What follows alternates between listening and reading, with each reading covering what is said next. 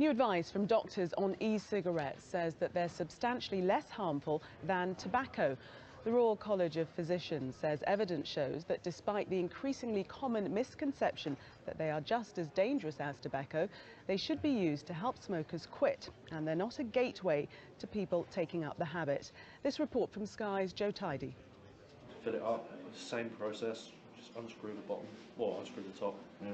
The rise of vaping has been unstoppable. While doctors and scientists have debated the health benefits, the industry has boomed. It's blossoming, it really, really is. Every day we get more and more people coming in wanting to start vaping. Regardless if it's good news, bad news or indecisive, it doesn't really matter. People want to quit smoking, they come to us. Vanilla kind of flavour. And business could pick up even more for sellers like Richard. The Royal College of Physicians are the latest health organisation to give e-cigarettes the all clear. We've looked very carefully at the evidence and come to the conclusion that we can be reassured. Smokers can be reassured to use them, the public can be reassured that they're not going to cause significant harm. The findings once again point to the benefits of vaping to help people quit smoking for good. Researchers also say there's no evidence that e-cigarettes are a gateway to smoking. It's fears like this that led to e-cigarettes being banned in some public areas. At one stage, the Welsh Assembly considered outlawing them entirely from enclosed spaces, and many pubs still insist vapers go outside. I don't mind it for a social time, but now and again when I'm in the pub and I forget and someone's on my case, it does get my back up because I think, what harm am I doing? Do you think that'll change now? Probably not. Inside the pub, there are mixed feelings. It's awful stuff. So you're not happy about people doing it in pubs, even though they're saying it's not that bad for you? Well, I've seen their clouds, and they puff out these clouds of things, and it's all very good, and you get these Sherlock Holmes type pipes, and they're all very good. But it's just awful, you know, you don't want it blowing in your face. I think it's a bad influence on a lot of other people. I really do. I don't think they should ban them. I think it's all got a bit silly, really. The report findings have been widely welcomed by medics, including GP and this thing finished that more recording, research is needed before they'll be prescribing vaping as standard. And all agree that the only truly safe practice is to quit smoking altogether. Joe Tidy, Sky News in Staines. Well, I'm not joined now by Anthony Mixides, Chief Executive of the London Vape Company, which has a number of stores around the capital. Good afternoon to you. You welcome these findings, but then you would, wouldn't you? Of course, at the end of the day, we've been in business for a few years now and we understand that this is a great way to help people quit smoking. I mean, the report today by the RCP is brilliant, the fact that it can reassure people that e-cigarettes is a better way than smoking in terms of helping them quit. And can you assure people that there are no toxins whatsoever involved in vaping? Completely. There is 4 ingredients inside an e-cigarette e-liquid. There's PG, VG, obviously the flavouring, and then there's the nicotine strength. So in terms of a comparison to cigarettes, which has over 4,000 toxins, you know, clearly there's a product that has now been endorsed as being a safe alternative.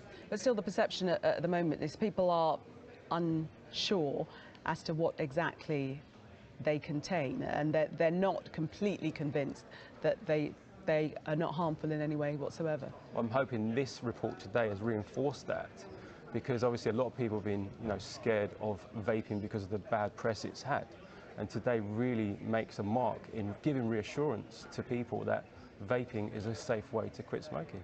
Would you agree, though, that when tobacco was first introduced, it was thought to be harmless then, and then went on to be proven to be absolutely the opposite?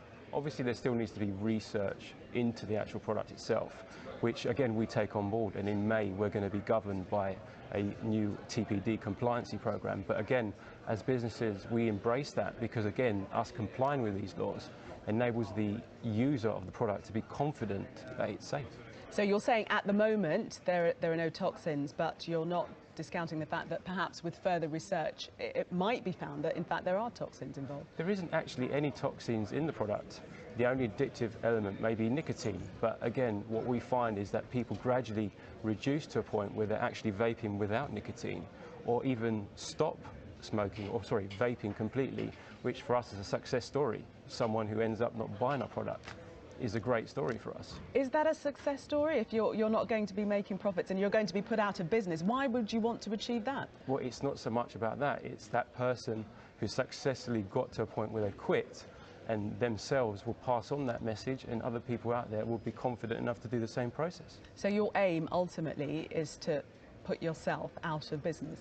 It isn't to put us out of business, but it's to reinforce the point that vaping does help people quit smoking. But if you want people to quit, you're no longer going to exist and they won't need to vape at all. Obviously, there's still a cycle where people do go through a process of, wanting to quit smoking. Some people maintain and vape, but other people will eventually get to a point where, maybe they do quit smoking and quit vaping. But the point here is there's a product out there which needs to be reinforced as a way of saving people's lives, and also, if you think about it, it's a considerably less cost than buying conventional cigarettes.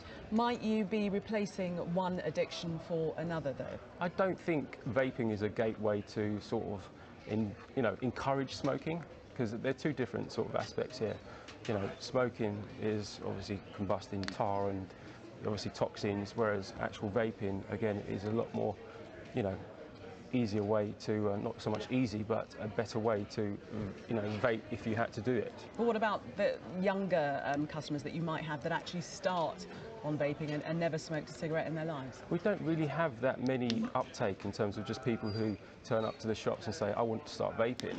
The main clientele that we have are people who want to quit smoking. That's how we market ourselves. We're a company, the London Vape Company assists people from smoking to end up quitting smoking.